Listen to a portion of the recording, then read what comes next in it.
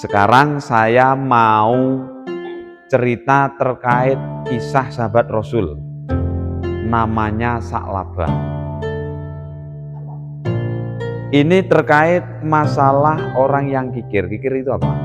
Pelit, ya, pelit. Sa'labah itu salah satu sahabat Rasul. Nah, sahabat Rasul yang tidak memiliki harta benda sama sekali, tapi tekun ibadahnya, sholatnya jamaah terus, mendatangi pengajian-pengajiannya Kanjeng Nabi. Nah, tapi Rasulullah ini melihat Sa'labah ini aneh. Setiap salam sholat itu langsung mundur pulang. Setiap salam sholat langsung mundur pulang. Nah, sehingga Kanjeng Nabi ini bertanya-tanya, kenapa kok Sa'labah itu seperti orang yang fasik? Artinya apa? Ketika setelah sholat tidak mau berdoa bersama dengan Rasulullah. Nah, pada suatu kesempatan Sa'labah ini ditanya sama Rasulullah, kenapa ya Sa'labah kamu kok nggak ikut wiritan? Selesai sholat langsung pulang, selesai sholat langsung pulang. Akhirnya punya kesempatanlah Sa'labah ini curhat kepada Rasulullah. Nah, sehingga Sa'labah menjawab, ya Rasul, saya ini orang yang tidak punya pakaian saja hanya satu ini ya Rasul, sehingga saya ini gantian dengan istri saya, gitu ya. Ketika saya sudah sholat jamaah di masjid, saya langsung pulang, nanti pakaiannya diganti, dibuat atau dipakai istri saya untuk melaksanakan sholat. Kalau saya tidak langsung pulang, nanti keburu waktunya habis. Nah itu kan ini mengenaskan hidupnya Sa'labah ini, sangat miskin, pakaian saja hanya satu, untuk sholat gantian dengan istrinya. Kemudian ditawarilah oleh Rasulullah, hai Sa'labah, sampean dengan kondisi yang semacam itu kira-kira minta apa? Kan itu. Akhirnya Sa'labah itu minta saya diberikan rezeki yang melimpah. Tapi oleh Rasulullah tidak langsung didoakan, ya. Tidak langsung didoakan ini karena takut seandainya Sa'labah nanti setelah kaya itu lupa akan kewajibannya. Besoknya lagi seperti itu, tanya lagi, minta didoakan supaya diberikan rezeki yang melimpah. Nah, akhirnya Rasulullah mendoakan doa kepada Allah supaya Sa'labah ini diberikan rezeki, ya. Akhirnya bukan hanya didoakan, tapi Sa'labah ini diberikan 2 domba oleh Rasulullah. Nah, sehingga dengan 2 domba itu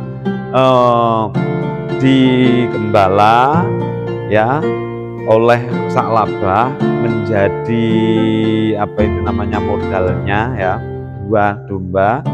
Kemudian berkembang biak banyak sekali, sampai Sa'labah itu pindah dari satu tempat ke tempat yang lain, mencari tempat yang di situ tidak banyak penghuni manusia, supaya apa? Dombanya ini punya tempat utawa kandang, kan gitu. Saking banyaknya kambing itu tadi, ya. Domba itu kambing, ya. Kambing. Nah, dengan bertambahnya kambing satu persatu punya Sa'labah ini, ya. Sa'labah itu yang tadinya setiap waktu itu selalu sholat berjamaah dengan Kanjeng Nabi, kemudian Sa'labah berkurang, sholat zuhurnya tidak berjamaah, besoknya lagi seperti itu, tambah lagi asarnya tidak berjamaah, tambah lagi maghribnya tidak berjamaah, akhirnya isya-nya tidak berjamaah, subuhnya tidak berjamaah. Bahkan sampai-sampai Sa'labah itu ke masjidnya hanya 1 kali dalam 1 minggu, hanya Jumatan tok. Kemudian semakin lama semakin repot mengurusi domba kambingnya itu tadi, Sa'labah ini tidak pernah ke masjid. Nah, kemudian melihat keadaan yang semacam itu, Rasulullah ini mengutus 2 sahabat untuk pergi ke rumahnya Sa'labah. Hei fulan, sampean tak utus ke rumahnya Sa'labah untuk minta zakat kepada Sa'labah, gitu ya. Akhirnya 2 sahabat ini pergi ke rumahnya Sa'labah, ngomong sama Sa'labah bahwa saya diutus oleh Rasulullah supaya jenengan ini mengeluarkan zakat. Tapi Sa'labah jawabannya gimana? Ya nanti saya pikirkan. Terus penting saiki sampean pulang dulu, nanti tak pikirkan saya kasih atau tidak. Nah, gitu kan? Ditunggu semakin lama, akhirnya turunlah ayat dari Allah Subhanahu wa taala yang menyatakan bahwa ya intinya di situ itu menegur keras terhadap kondisi Sa'labah itu tadi. Nah, sehingga Rasulullah ini karena ada peringatan dari Allah Subhanahu wa taala tidak mau lagi menerima zakatnya Sa'labah. Di majelis ngaji kayak ini disampaikan kepada Rasulullah menyampaikan kepada jamaah. Nah, sehingga salah satu sahabatnya ini adalah saudaranya Sa'labah. Kemudian suatu saat saudaranya Sa'labah ini lapor terhadap Sa'labah. Hei Sa'labah, kamu nggak mengeluarkan zakat. Sekarang ditegur oleh Allah melalui Rasulullah. Nah, kemudian Sa'labah ini sadar. Setelah ditegur oleh Allah kayak mau, langsung sadar. Kemudian membawalah beberapa kambing yang dibuat untuk zakat kepada Rasulullah, tapi Rasulullah kadung ditegur kayak itu tadi, sehingga tidak mau menerima zakatnya Sa'labah. Akhirnya sampai beliau Rasulullah itu wafat, Sa'labah ini belum diterima zakatnya. Sampai pada Khalifah Abu Bakar, Khalifah Umar, Khalifah Utsman ya, ini Sa'labah tidak diterima zakatnya oleh Nabi dan para sahabatnya Khulafaur Rasyidin sampai Utsman itu tadi. Nah,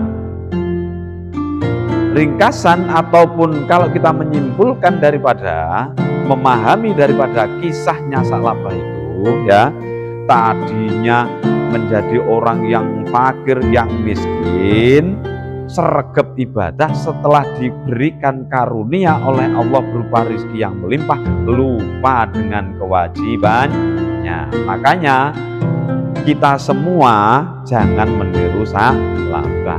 Hal yang terkecil pun harus kita syukuri. Kita diberikan kondisi seandainya tidak punya, kita syukur. Kalau seandainya kita menjadi orang kaya, kita juga mentasarufkan nikmat rizki pemberian Allah kepada jalan yang benar. Kita mengeluarkan zakat, kita bersedekah, dan kita membantu kepada orang lain. Ojo pelit, jangan medit, jangan kikir ya. Kalau jadi orang kaya jangan pelit. Kalau sudah 1 nisab, maka kalau nyampe nisab maka wajib mengeluarkan zakat. Sampaikan kepada bapak ibunya ya.